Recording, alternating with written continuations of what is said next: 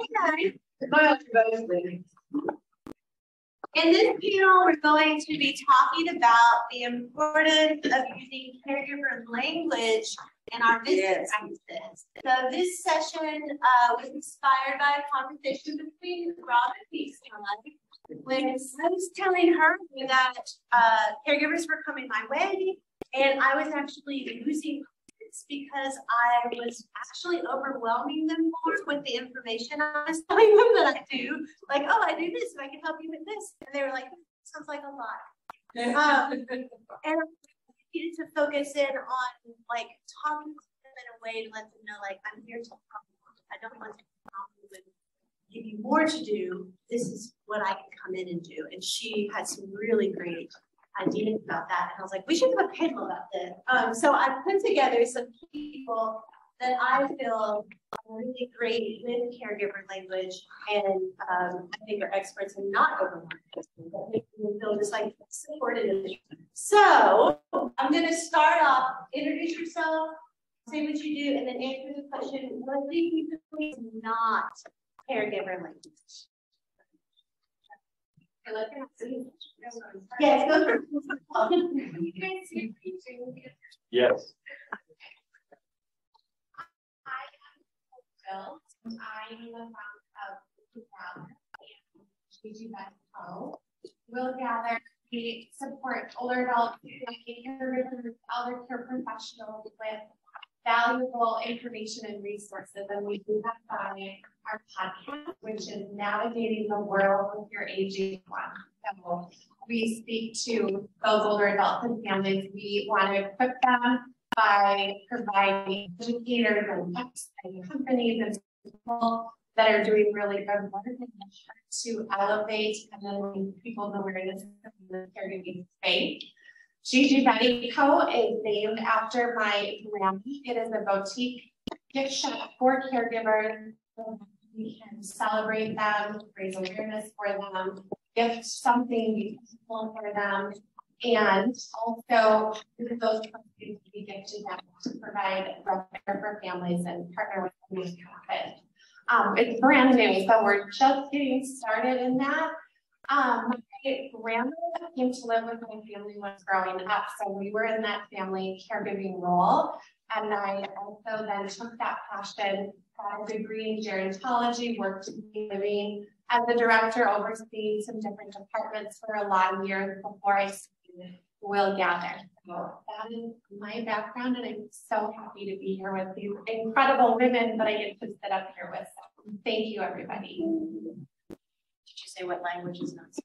Oh, I did. Okay, you're fine. Get on the stage.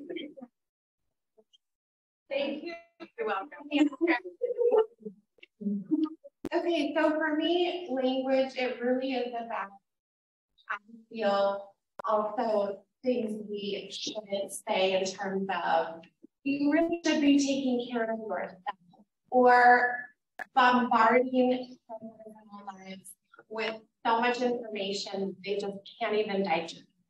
And so I think it's really, for me in the role, you feel supportive is when we show up with curiosity and questions to really understand how do we support the caregivers in our life. So I think when I think of that question and think of what do we say, I think it's also looking at what do we say?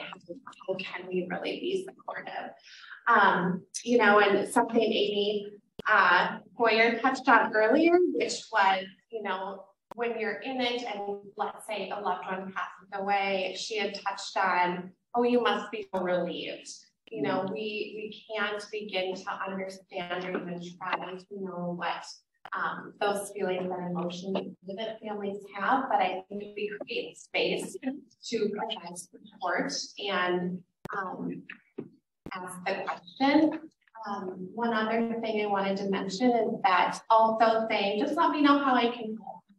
I think those general questions are frustrating because, okay, where do I even begin to tell you in all the ways that I need help? I think we have to be specific and intentional and say, I'm going to bring dinner today. You think about it. This is taking it off your plate. So those general broad questions, we already have enough going on we're trying to manage. I don't want to now have to add to my list to think about what I have to delegate to you to help me. That way. Anyways, that is my thought. Hey there, Elizabeth Miller with Happy Healthy Caregiver. Started in 2015. In a nutshell, I provide support and resources for family caregiver. My niche is really about infusing self-care, and self-care for caregivers is not about bubble baths and girls' night out and weekends away. It's about asking for help, getting your care team together, getting your documents together. So 8 categories of self-care is where I focus. The language is very important to me. I also have a podcast, but we want you to listen to that. I believe caregivers are the experts, and that's kind of one of the big things that I want to get across today is that acknowledge the caregivers for their expertise. They are the experts in family caregiving. And what that looks like in your businesses and in your marketing is it looks like asking them how they're doing and really seeing and validating the family caregiver. You know, if you're in home care or if you're working with them in a financial or an elder law, whatever situation that you're in, and just validating them and seeing them for who they are. One of my big pet peeves with my own, I do a find your place in all my blog posts and everything, is I don't should on caregivers. And you mentioned that, Nicole. So SHOULD, don't should on caregivers. Caregivers are already feeling like they're not doing enough and they're overwhelmed and they're frustrated. And so when you should on them, it's one more thing, a reminder of what they feel like they're not doing. And acknowledging them. And another kind of word that to be careful of is just do this, just do that. Instead, like you said, what could you replace it with? It's this worked for me. Try this on. This might work for you. I had a client in a similar situation and they did X, Y, Z. This may work for you. Try it. Self-care too looks different for everybody. So say, yeah, validate and know that they're the experts and don't shit on them.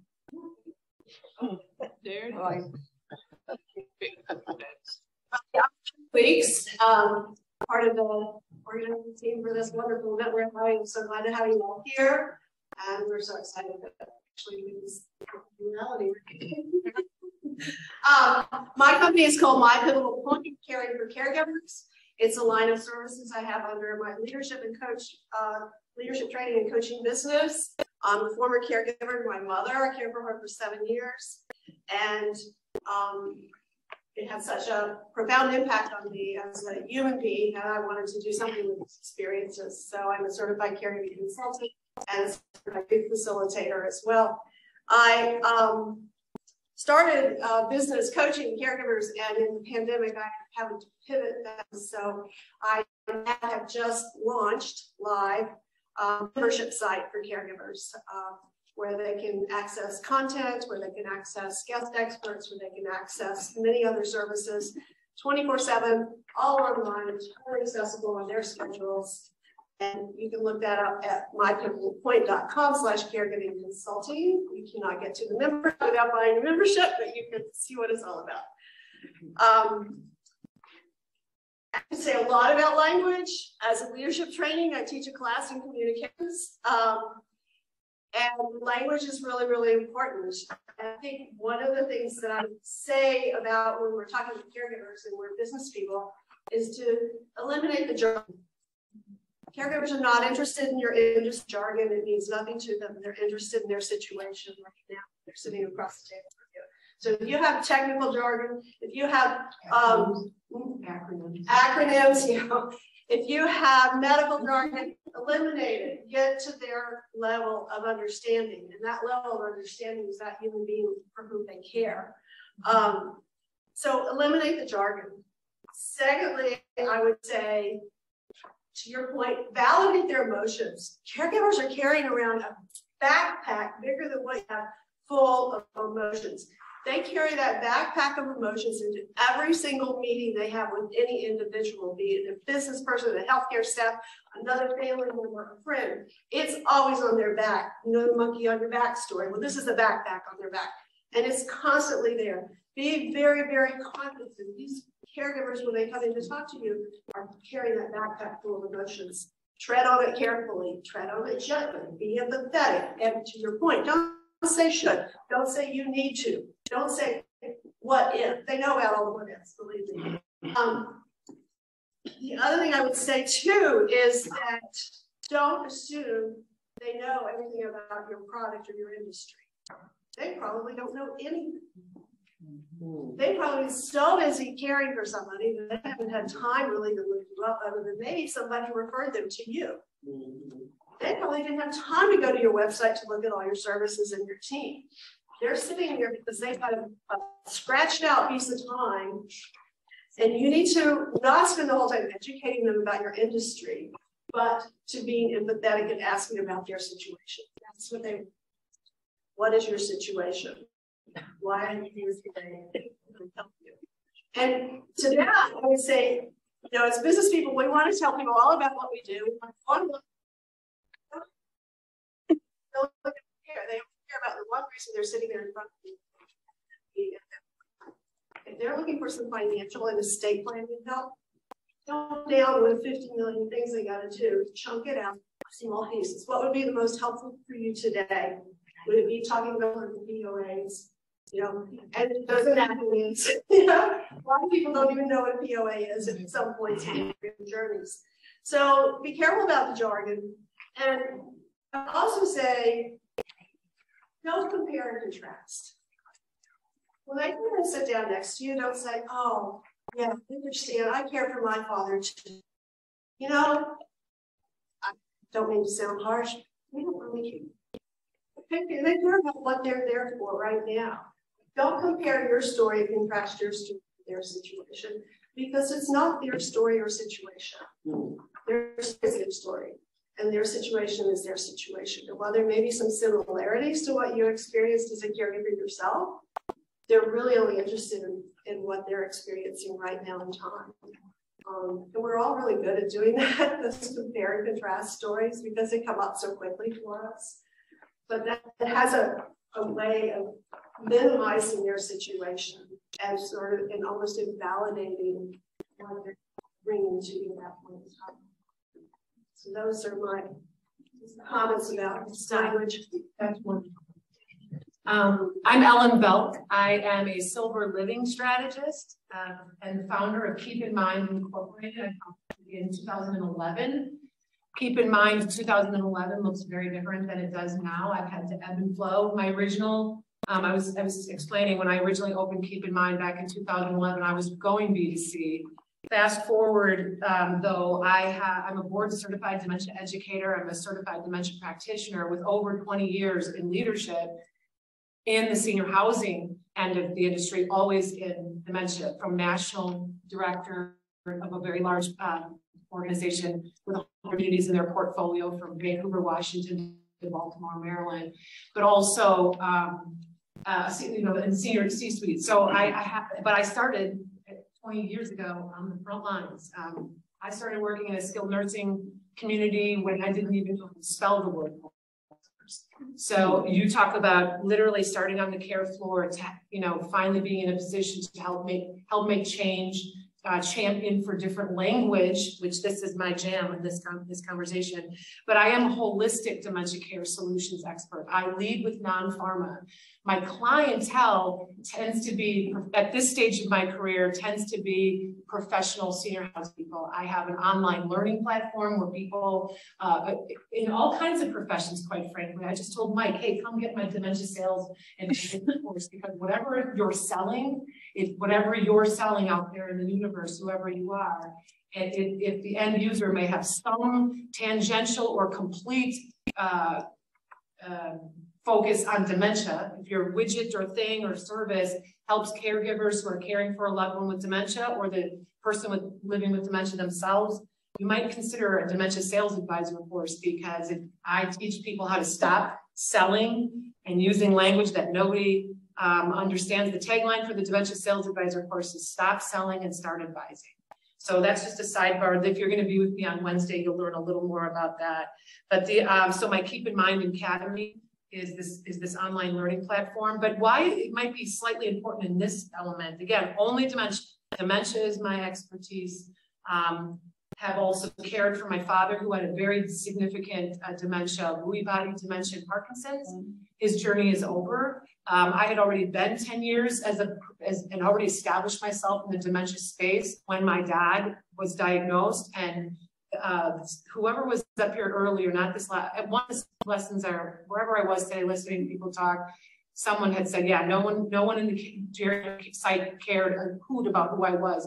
Literally nobody cared in the Jerry site where my dad ended up, and I'd already written a manual on how to take care of people with dementia. So it is so I've been on the family caregiving side, and no one cared who I've spoken to and who I've trained, because the doctor and my family philosophy of non-pharma first, as a first line of defense. So I do specialize in holistic and yeah, and I will say it to put it to stop this part of it, because I know a lot of you do go B2C. One of the things through the online learning platform that I have been teaching on for professionals, many of the professionals have said, hey, that 2 hours of dementia training that you do, can you like families? Because they want families to come more educated. They want to start to shorten that gap a little bit so that we're not all in training mode.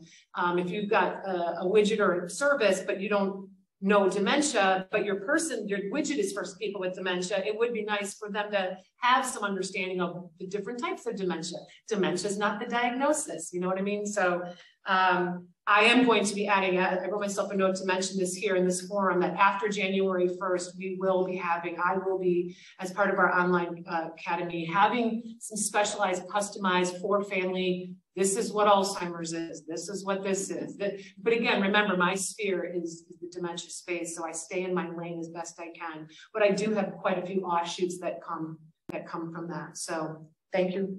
Oh, and my language. Okay, so thinking of because I remember that. Oh, train people, right? Okay, so dementia, again, that's my umbrella. They're not suffering from. If your clients come in and they tell you, my grandma's suffering from, in a very kind and gentle advising way, we say, well, I'm so sorry to hear that your grandmother is living with dementia. You don't get the dementia diagnosis and you die the next day. You do it, you're dying for something. You are not suffering from, we don't want to minimize that, but we also don't want to dehumanize the individual who is still very much living with their cognitive decline. Okay, we don't call the garments that we put on adults, we don't call them diapers. I call them adult briefs. You could call them, depends if you want, that's some type of a brand name. I like to say undergarment. Listen, when you say it a certain way with conviction, the people on the other end know what you're talking about. We don't have to these are not children, especially in the dementia space. Everyone wants the baby talk to them. Everyone wants to stand over them and talk about them. So again, you can see, I go to that. This is my whole 21 years I've been in the dementia, like champion for my friends with dementia. Dementia care is a thing, but I like to use the terminology dementia support. We're supporting you. We all here at company, whatever, here at community, wherever, we offer dementia support for your loved one living with dementia. It's a whole different conversation when you are the exhausted caregiver that hasn't slept, is now, wiping your father who used to wipe your hinder. You're now helping wipe his. The whole dynamic, you feel guilt and shame. But when someone speaks to you in a human way, where it's not all these ugly names. So again, dementia support, and it is a journey. You're on a journey. I use the life journey, dementia journey, because it's a journey. Someone with Alzheimer's could be, it's the #1 type of dementia that's diagnosed. You could be living with Alzheimer's for 15, 16, 18 years. So it's a journey. What it starts like from the day of diagnosis to the end of that journey, a lot of life that happens in between there. So we need to acknowledge that it's a journey. And the last thing I will say, how you're going to use this is a huge pet peeve of mine. Never, ever ask the person that you are pretty certain has cognitive decline. Well, don't you remember? I just told you that. Do you remember my name? This is your grandchild you haven't seen in 6 years. Your grandma, you remember? Remember? Never ask somebody who's declined. If you can help her, catch yourself when you do it. Do you remember? Might as well punch them in the face. Because that's how you're making them feel. Depending on where they are in their caregiving journey, they can't tell you that they know they don't. And so please refrain and use this as a rallying cry to asking people with cognitive declines. Thank you. Hi, I'm Principal Banks with Sustainable Caregiving, and I was caring for my dad for a few years when I realized he's not sustainable. And I was beginning to help other family caregivers and connect them with resources, but I knew that if I could figure this emotional piece out, then it wasn't really help them in the ways that we need help. So I deconstructed the experience, the pain, emotions, and figured out what strategies worked to help alleviate such distress. And the strategies alone didn't work. I had to figure out with tears that it was when they worked together, when they fit the circumstances, that's when they started the pain. And so, you know, these 12 strategies for sustainable caregiving are kind of what I share now with folks. And I wrote a book, Navigating the Caregiver River, A Journey to Sustainable Caregiving, and have a podcast, Self-Caregiving Strategies. And it's a limited series podcast. Each strategy is covered in about a 45-minute episode, again, easily digestible for the caregiver. And my hope is that this empowers the caregivers to just sort of get a handle on those emotions and start to feel better and more in control of their experience. So I will say that I have a top 10 list of what not to say, and we have covered a lot of them. But I just want to, I'll touch on a few that I haven't heard yet. You know, we all have an opinion maybe about whether caregiving is a burden or it's not a burden.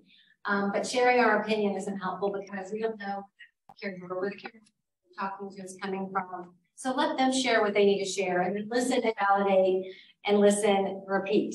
And really a lot of listening is what's important. And the same, you know, with cared for a family member at home, or they're in a care home, you know, assisted living, nursing home. It's just important to keep those opinions about decisions to ourselves, because again, they can judge. And you know, as caregivers, we're already feeling a lot of shame. We're already feeling like, you know, we're making tough decisions and never sure if we're getting it right. And there's a lot of folks who are just very willing to be forthcoming with their opinion about these things. And it can make the caregiver feel like, you know, they've made the wrong decisions or they're not going down the right road. Anything that minimizes the caregiver experience, I can tell you if they share something, maybe they share something about a resealable bag of blueberries, and you're like, how are they so upset about this resealable bag of blueberries? It's not the blueberry. It's all of the things that are going on under the surface, all the emotions. This is just what comes to their mind that they're sharing. So, you know, again, listen, validate. Two more things. You look tired, or you haven't been out. Just like, yeah.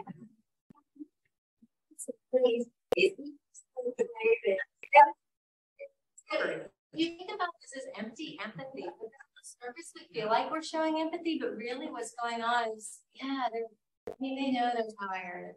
Hear that they look tired. I mean, it's just one more thing that chips away at their confidence. So they feel bad about not going out, but now they're feeling guilty about that. And then they also recognize that you probably don't get what they're going through. Listen, validate, listen. And finally, since Amy is in the room, I want to mention, you know, I think we all have to come to terms when we're caregiving. Maybe some of us don't, that it is our choice, but we don't want to tell anyone that it's their choice until they're ready to hear that message, or if we do it in a way that's so gentle that they're able to take that seed that was planted and figure it out for themselves. Because telling somebody that it's their choice when they feel like they don't have a choice, and Amy touched on this as well, you know, we don't feel like we have a choice, but when we figure out we do, that's when the switching to not I have to be a caregiver, but I get to be a caregiver. But that's not going to happen. One thing to add that I think I loved everybody's language. I was like, yes, yes, yes. There's something about images, though, that are also not words language, but they do speak a language to caregivers. And I don't know if other people share this, but one of my pet peeves, I use real photos in my blog posts and in my social media posts, because caregiving does not look like I'm made up and we're having an amazing time all the time. There is especially if you're doing a fun activity. But for the most part, it's, you know, what we wear when we care. It's pajamas and it's a messy bun and it's, you know, swollen eyes and things. So we want to see ourselves in the marketing images. So we want to be thirsty in those as well. Yeah. It's when we compare caring for aging parents to caring for children. Parents of your parents. Well, a couple of things here. You know, our parents are not children, and it's different. You know, yes, our roles have changed, but we're not caring for children. And the other thing is that we're caring for an aging family member to the end of their, which is a much different experience than caring for a child who's hopefully going to grow up to be independent and live a very, you know, full life. And so when we just feel, you know, caregivers can feel like they're not really understood, heard, or seen, we're comparing this to. Okay, boy, did I pick the right people for this too. Okay, so the next question, when we're talking to the people that we're trying to reach, I think those of us in the care economy who we all have incredible work. All of you are creative and innovative. And the hardest thing that we can do is get our work into the hands of the caregivers. Like that's the hardest job we can have. And we have a lot of the obstacles up against us. And some of it is the women specifically who we're talking to that we're trying to help don't have a social narrative that lets them feel like it's safe to actually ask for help, right? So we're like, hey, I'm here to help you. And they're like, oh my God. Because we're not telling women it's okay to fail, right? So what can we be doing to talk to caregivers who the majority are women to say, like, it's okay to reach out and use the work that I'm putting out. And it is okay for me to join your care team, and it's okay to have a care team. What kind of language can we use to do that? Because I think we all get stuck on that. Great question. Okay. Starting with what? So you created the panel.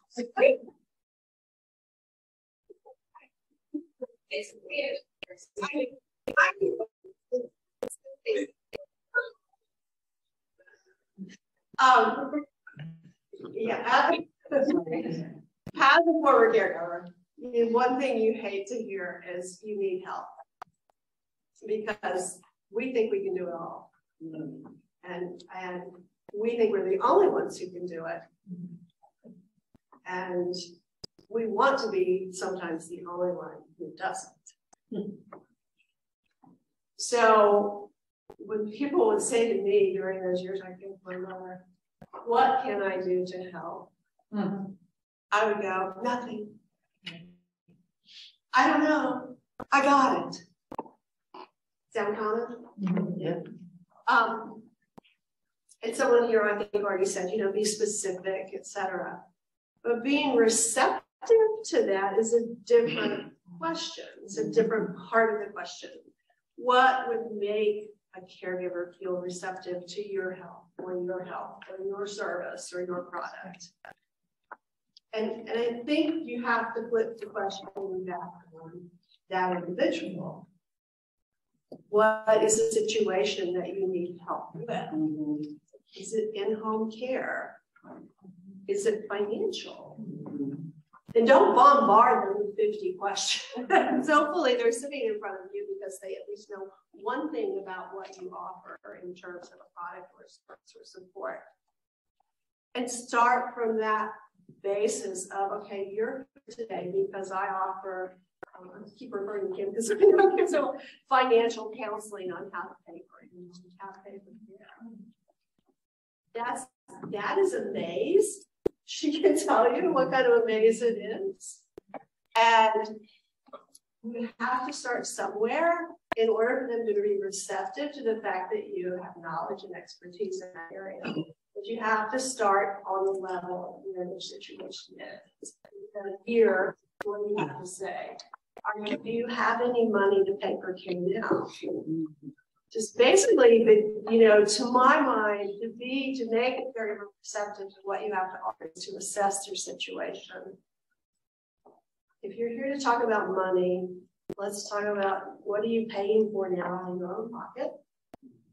that's what you're worried about, running out of money, you're worried about what question, do you think you're gonna have to quit your job?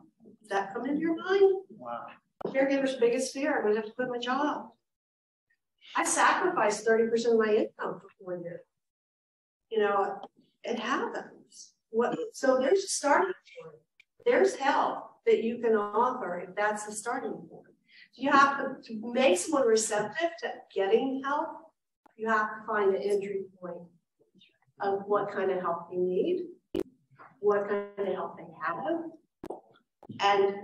and go from there. So it's you know, I teach a leadership class in communications, and it's all about listening. It's about being curious and about listening and not giving answers. Because you know what? As a coach, we always say the client has the answer in here. Well, the caregiver has the answer in here. And that's where you get the reception of them to say, yeah, tell me more about that particular thing that you can offer to help with paying for this rehab or paying the PT or whatever it may be. Tell me about that. That's really what I'm saying. Don't go anywhere else because you'll lose them. They're always afraid of it. They'll shut down on you. If they say, tell me about that one thing, there's your door opening. That's right. Good. I'm going to answer, that was fabulous. I want to piggyback off of what you just said. I'm going to kind of answer in two ways. The professional side of me first. I literally wrote a playbook. It's based on my team approach. This is for senior living operators. I have this playbook for success based on my team approach. And in my approach, team, again, this is all dementia. Team stands for together executing a mission. In the professional sense, every member of the team, from the concierge at the front desk to the guy on second shift who takes the garbage out, and everybody in between, every member of that team in a professional setting, which is 24/7, 365, we never sleep, we're open every day. Everybody has an opportunity to be excellent on this team, which then make us all championship level. So when I became a family caregiver for my dad, again, there was many years that led up to, I knew that Lewy body was coming down the pike. My dad, the first phone call I got, I wasn't even in senior housing. I was still in broadcasting, imagine. That was my first career. It was on the radio. So that's people speaking. I apologize because I can verbally vomit on anybody. But it was 2020. It was 2000, excuse me. And I lived in New York, and I was living my life, and I got the phone call from my mom that my dad's scheduled stress test led from the treadmill that he had been walking on to an emergency ambulance ride to the hospital, and he was having. And by the time I got out of New York, like within 2 days later, he'd already had his quintuple heart bypass surgery, and I then rushed took a one-way flight.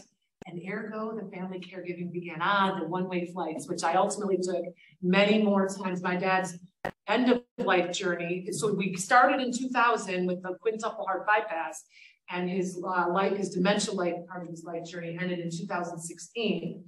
And I was there the entire ride, the entire 16 years predominantly, as well, by the way.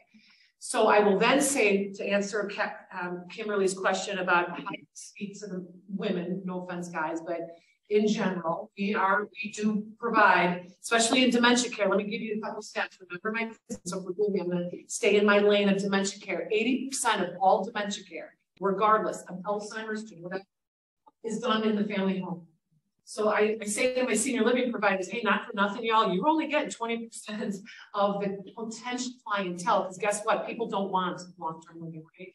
And I know I've actually been a leader in long-term living, and this is how I used to talk at the boardroom, which is why I now need to be a consultant. But it's tough love here, because we can't change senior housing until we understand that nobody wants what we're selling. So there's that.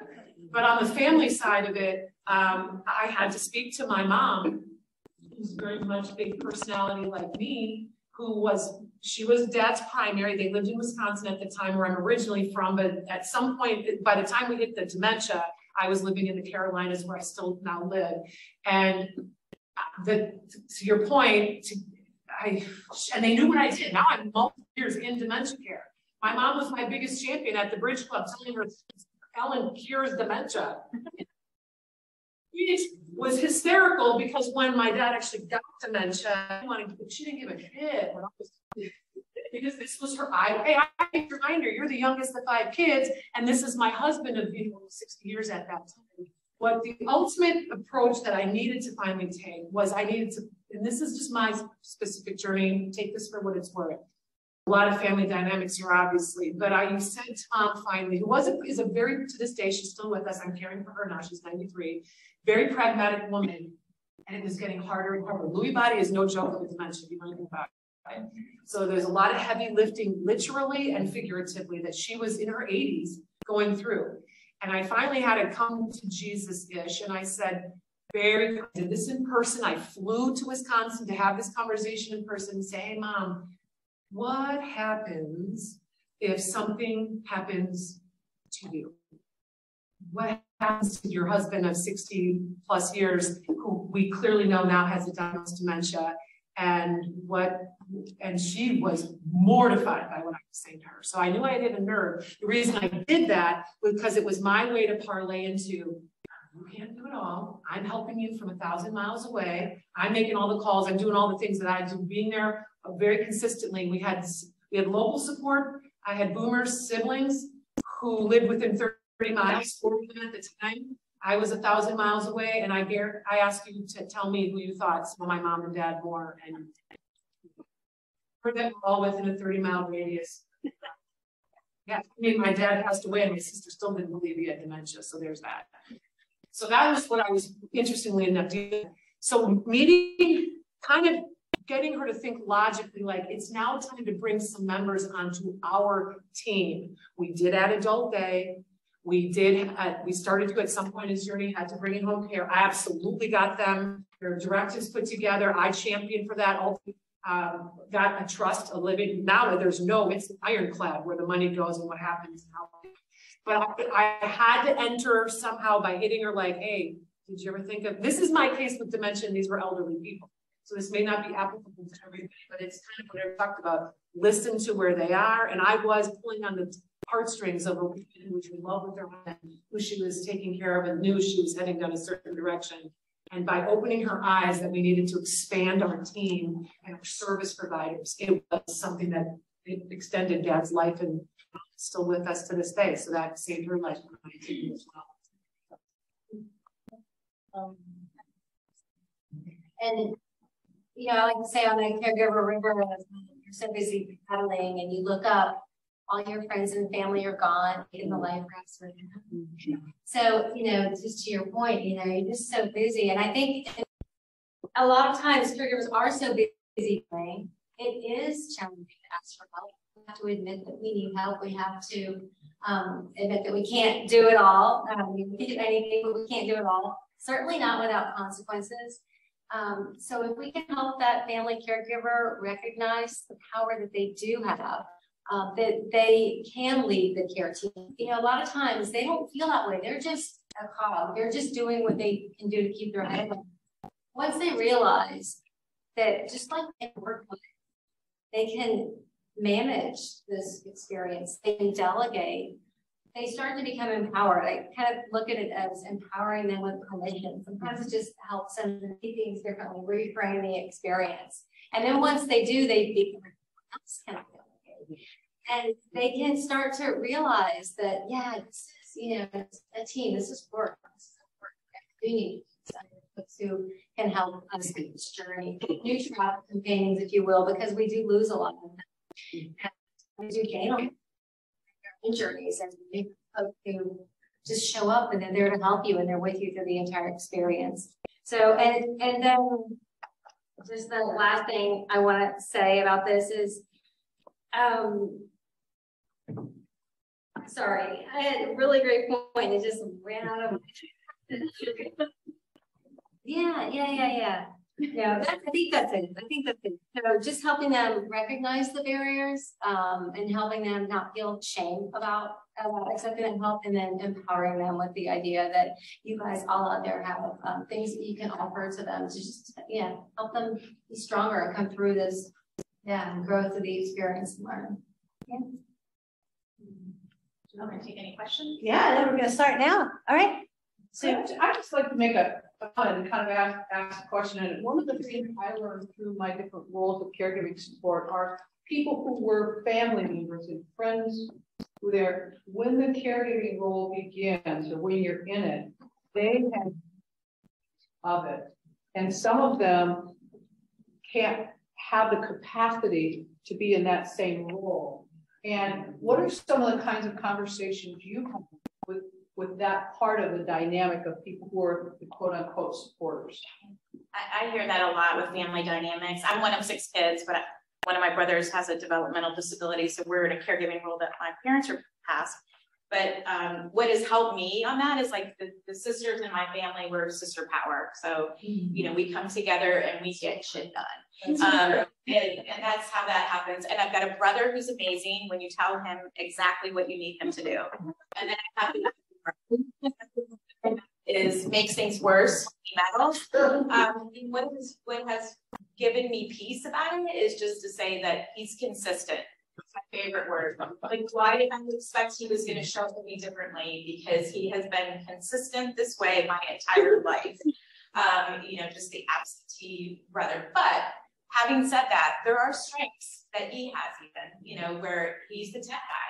Like if mom needed a new iPad or a new computer, that was his thing that he could do all day long. And so when I coach people about putting their care team together, if you know, they immediately look at the friends and family and like what people aren't doing for them. And it's like, move on, find the people who are, like, to your point, like we are all part of their care team. And there are lots of people, there's friends and neighbors and people, you know, volunteers and people in your faith community. And so we go through that list, like verbalize it. And the same way we go through the list of things that are to do on their plate, like showing them all of the things that they're currently doing in their caregiving life and their family life. And like, look at this. No wonder you're freaking exhausted. You're doing, you know, you're doing all of this on your own. Let's figure out where your strengths are. You're not the expert in everything. Oh, and by the way, your care recipient, they might want somebody else in their life. Maybe they're sick of you. So different ways that we can handle it with you can be refreshing. Yeah. I think too, to your point, to piggyback off of that, is that we all have different gifts and strengths as people. And so while I would be more of an emotional support for someone, my brother can take on some of that physical, you know, support, or someone might be, like you said, the tech support and being able to call and make appointments, but also with that, not making people feel guilty that they're not able to step into that quote unquote primary caregiver role that we identify, because we are all made differently. So we also have to give people in our life the permission to do the things that they do best to support the family and the team. So it's like recognizing caregiving is really an inside job. It's a lot of inside work that we do as we're going through it in our relationships with other people, and just being able to identify who in your life, what their gifts are, how they can show up, and then celebrate that with them and kind of pull that team together. And then maybe it's outside of your family. Maybe it's you DoorDash instead of your food. Maybe you have someone come clean your house and just going, you know what, this is the season of life we're in, and we're going to build that team, and it might be unconventional, but just work for the family. So, yeah. And I want to piggyback on her because there's a whole other side to the family, and that is the family that doesn't get along. This thing that you grew up with for 50 years of your life, who show up once a year for a weekend. And the only job they have is to manage finances, and they suck at that. So, sorry, it's reality. And what happens to someone in that situation is you're resentful and you're angry and you don't want to see them and you don't want to host them in your home. So you tell them to go sit at the house.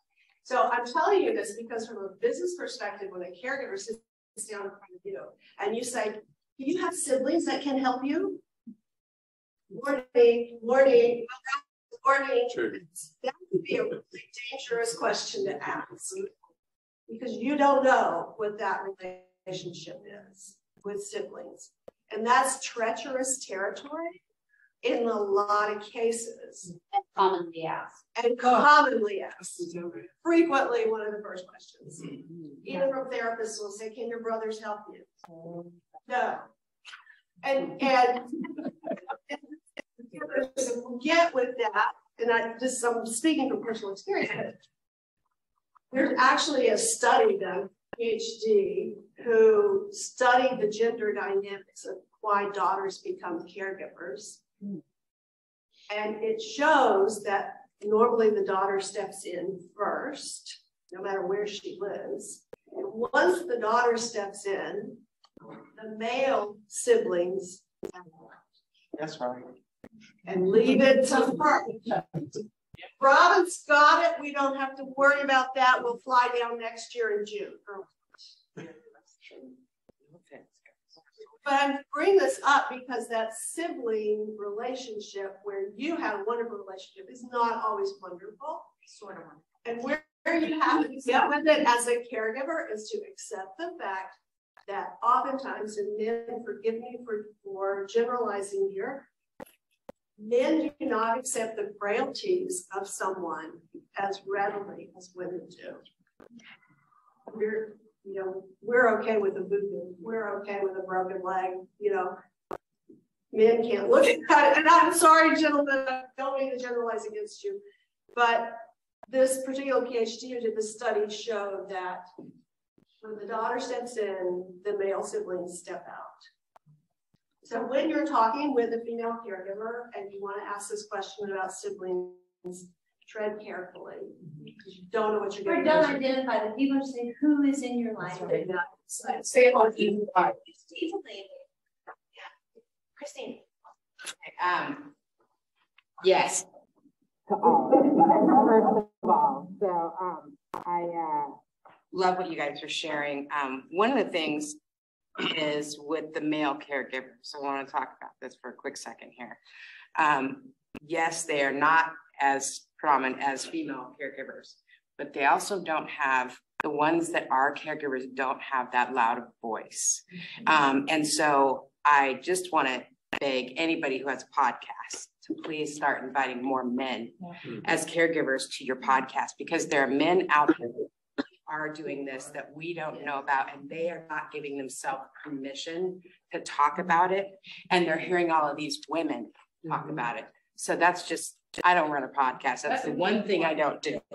And so anybody who has, podcasts, please let these men have a voice, because there are more out there than we know of. Yes. And the man with the voice in a podcast is All right, I'm going to go to Jean and Lisa. Question around to kind of jumping off of what Robin was talking about with siblings. You don't know kind of what the pressure cake is underneath the family that are the children, adult children caring for your parents. Has anyone really studied that fracturing a family? I'm the youngest of 9. We're all very close. Now we don't speak. There's a 4 sibling camp and 5 sibling camp. I'm part of the Fab 5. So that's what we call ourselves. I mean, we've even branded ourselves. And so one of the things in tying in this piece with language, when I was expressing to the people that know my family intimately, which is we're very much perceived as a very close-knit family, that we are fractured and that we're not speaking, people would say to me, oh, that happens all the time. So that may be another thing to fold into this of do not say that, because it absolutely minimizes the pain that I'm going through with not only grieving parents, but grieving like 4 members of my family who happen to have 20 to 30 kids between them that I also don't have a relationship with anymore. So is anyone looking at that, what the caregiving dynamic does to the family of origin or the core family? I was going to say, because I'm the youngest of 5, as I indicated. I have no cute tagline, unfortunately, because I am the cheese that stands alone. Of the other 4, 2 are no longer with us. So they passed away during this caregiving journey. And sadly, although they were flawed, there was issues. They were the 2 actually, as as the personal struggles that they had themselves, they were able, amazingly, when I needed them most and called at 3 a.m. from Carolina because some shitstorm was going on back in the condo in Wisconsin, and I got the call. And when I called one of those brothers who had his own demons, he'd been estranged for a while, but he realized that this was his last chance in life, that dad was heading in a certain direction, and he did step up. And sadly, he was the first to pass away. So at that point, so now I'm like, the one person who could actually step up. So to answer your, has it been studied? You know, they will not be, the 2 that are remaining, absolutely. My husband and I literally just talked about it about 2 weeks ago. My mom's been down in the Carolinas for 2 years. Neither of these millionaire siblings that I have back in Wisconsin have come to South Carolina to see her, but we're like, damn it, if they do, they ain't staying here at this house. Anyway, study my family. I'm not proud of this, but I gotta be honest, I don't feel ashamed to talk about it because but to your point, to kind of piggyback, there came a point, I'm being a little flippant about it right now, it does hurt. I am estranged, I haven't talked to them in years, but I will say, not every person needs to be a member of the team. And that's really what got me through it. So that means, yes, I have to get a ride share for dad to get to adult day, even though both of those siblings lived and could have driven him. But you know what? Whatever. We paid for that because, and I paid for that because it's like, ugh, it's just too much drama for the rest. So it does kind of, in my case, again, doesn't help your question about the studying, but there is a place to like, you know what? Sucks that I don't talk to him, but boy, it does help that they exited stage left. I had my little cocoon of mom and dad and all these care providers that were, even from our pharmacist, whom I think my mom bought Christmas presents from. I mean, before, the pharmacist became a friend of the family. So you can backfill it and feel okay about it because you're trying to do right by those that you're serving in the moment. And I kind of figure I'll worry about the rest of that stuff later. Yeah, I would just say that Rosalind Carter Institute puts out like basis, and they recently put one out called the Invisible Caregiver, Invisible Family Caregiver. And there is a little bit of data in there, but there's not been a ton of research done on it. So I think this is sort of just beginning to happen because families fracture. My family fractured. I mean, I just spoke to my one brother I haven't spoken to in almost 5 years the other day because of all this. And I had another point I was going to make, and it escaped me too. But there is a little bit of data starting to come out. You know, Institute, AARP is doing a little bit of research on this. Amy, you could probably speak to that. I think there's a ton of helpful resources out there, articles, blogs, etc. Those of us that have experienced this. But one of the things that I learned and that I did some research on is that we have to accept where our siblings are in this journey, and it's not the same place we are. We want them to be where we are because we're on the ground in the trenches, and they're not on the ground in the trenches with us. They're off in New York living their lives, paying a bill or two, and that really bugs me, but I can't do anything about it. So you have to get to a point, you have to get past the resentment and anger to the acceptance of this is where they are. And maybe they just really can't deal with looking at their 92-year-old mom who's in a wheelchair. And that's their problem. That's their problem. That's their problem. I think the language with family dynamics that I have as one of the presentations is that I teach is that using I language instead of you, like we put people on the defensive when you say you, it's a lot of trigger words, but nobody can negate your feelings. I feel that if we could be more vulnerable within our families and really share what's going on emotionally and physically, and the impact caregiving has on you in that role, and realizing that not everything's even, and somebody's going to have that project manager kind of primary caregiver role, like that. It's never even, and there's a lot of acceptance in that. I think there could be, and there's arbitrators. When worse comes to worse, if you can't figure this stuff out, then you can hire professionals that can help you. And can I quickly say, when I work with caregivers, this does come up all the time, and forgiveness is something that we start talking about early on, because otherwise it gets to the point where it's just too difficult and challenging to forgive, and that's when we're talking about acceptance. But if we can start talking about the fact that, you know, once your family member, if you're caring for an aging parent, is gone, you still want to have a relationship with your siblings if possible. I mean, if that's something you want, then it's important to think about, I'm doing the best I can, they're doing the best they can. It does look different, and we can be grateful, because while we may have a sibling who's not involved at all, at least they're not making things more difficult for us by, you know, challenging our decisions. So it's important to start these conversations as early as possible, so we don't get to a place where it's more challenging to forgive. I'm going to add to that is that families are fractured for many different reasons. We understand there's a lot of different dynamics. I think what comes up for me all the time and in conversations is we always say, have a plan, have a plan.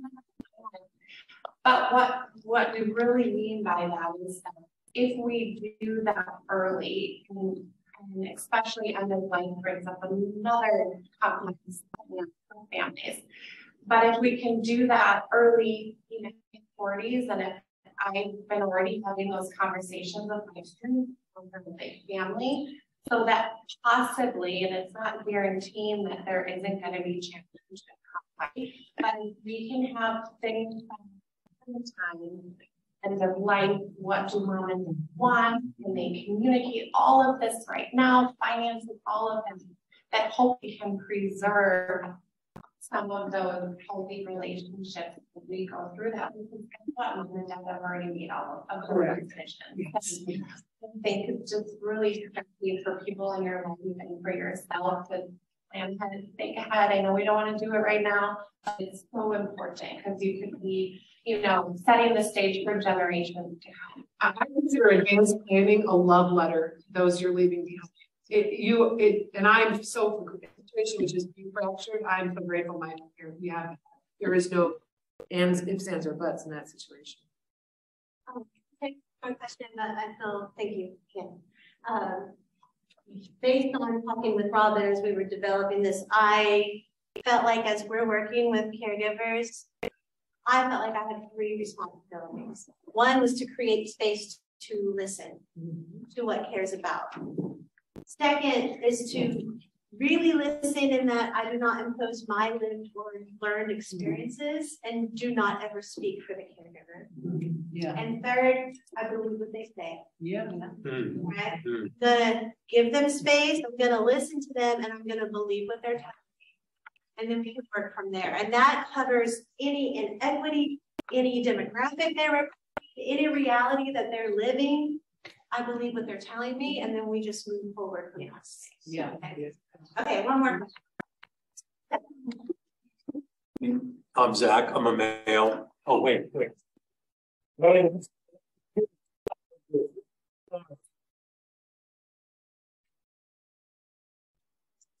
Thank you. Comment and a question. Comment number one, I've really enjoyed this as well as all day. I do want us to caution when we're talking about other backgrounds besides a woman, all right? Whether it's a person of color, person of age, male. We have to be open to all conversations. Robin, you're absolutely 100% right when you said, let's just not even use the word stereotype. We don't need to say that, because once you say it, it brings it into the room. But we do need to have these conversations. As a male, there's a few males in here. I came in here, ears open, eyes open, because that's the only way I'm going to be a better whatever I'm going to be when I grow up, right? To Christina's point, I 100% agree with her. And I was going to mention, I think Adrian Gusman's here. Okay, so related to this panel, if you guys get a chance, listen to Young Life Uninterrupted. It's a podcast by a wonderful, incredible young woman named Adrian Gusman. Just recently did an episode, Things Not to Say to a Young Caregiver. And it was awesome. There's about a dozen things. You guys covered some of them, but she does a really good job. The reason it was powerful is because she went and she surveyed her Facebook group. And they all came back with the top 2025. And so that's the stuff that you really want to listen to when somebody not like yourself speaking, and I know this week we're talking about DE&I, and I did 2 years of DE&I work globally for Pfizer, but I just wanted to throw that out there. Please don't feel uncomfortable talking about males, just like I don't feel uncomfortable talking about women, okay? I definitely don't feel uncomfortable talking. So here's my question. Here's my question.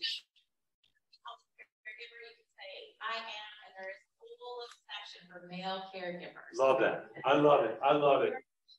I love that. I love it. And I compliment, I don't think Liz is in here. Liz made me honorary working dude of the working daughter. White Payton, that I'm hanging out with 7,000 women and here's the question, if you want to close on this. Oh, what's that? Bathe in the estrogen. I love her energy. Here's the question for you guys real quick. If you want to close up with this, I want to twist this just a little bit in terms of communicating as caregivers. I know we're talking about language that caregivers may not want to hear. Have you and your businesses as coaches coached your clients, your caregivers? How should they be communicating with their employers? And what maybe some of the language they could be using, if any? If not, what are some things that you would coach somebody on at? We just had section a little bit, but many caregivers don't talk. Right, exactly. The language of caregiving is not always pleasant, you know, because they have feelings of guilt and fear and anger and resentment, and they're showing those feelings. So when I talk to caregivers that are employed, who are afraid of talking with their employers, what I coach them on is talking about the situation that they're in, piece by piece, not the whole thing, but hey, I just want to let you know my dad fell and broke his hip, and I may need a few days to be in the hospital with him. To just make it known that this is part of their life on a piece by pieces, because so many employers, and we've had this conversation already, that don't even know.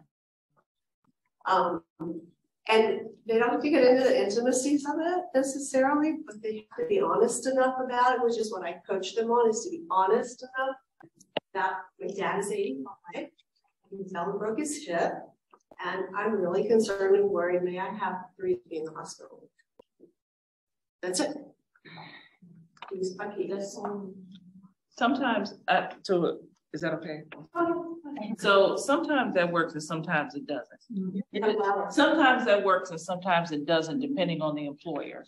Because I've had everything from, oh, God bless them, to, when will you be back? You have something that don't get down. Or, or when, you try to, this is different, but when you try to work after caregiving and they say, oh, you're so sweet, but we're going to go with someone else. Like, it's not, it just depends if your employer leads with empathy. I think we're seeing more of it now, but before, I don't think that was something that was always accepted. Like, you have a loved one, so what, deal with it. That's the way that it would come across when I had other coworkers who had that same issue. Can I add to that? I'm going to end this, so we don't want to move to something, but you can stay and keep asking questions. Okay. I didn't want to ask questions. I'm just going to punctuate. Yes, please go. I work at WebMD Health Services, so I work for WebMD and their health services client, and they work with, I was the head of communications for their payers, providers, and employers groups. And so we had access to everybody's, let me just say this, the State Department, when Obama was president, I had access to all of his personally identifiable health information. So this is something that we would do. We'd have to communicate to people about conditions, specifically about their conditions. Why did people put their information in a system like this so they could be communicated to and be coached to? It lowered their insurance premiums. There was a benefit. So they would actually share information. Number 2, they did not want to share with their employers about anything about their health. And caregiving falls into a health category. Parenting falls into a disability. I can't even imagine what I'm going to categorize caregiving as. But I mean, when we think about that, there's a lot of people who worry about losing their jobs because they smoke. So they didn't want to tell anybody. They didn't even sign up for coaching. They wouldn't get better because they didn't want to tell their employers that they smoked. They would rather pay an additional $1,500 a month of insurance instead of admitting them this month because they were afraid they're going to be penalized. So until we create whoever's that culture earlier, where we are not penalized for being human, having flaws in families, and we need to care for one another and take care of each other. This language conversation will extend because it's a culture conversation. Yeah. Thank you for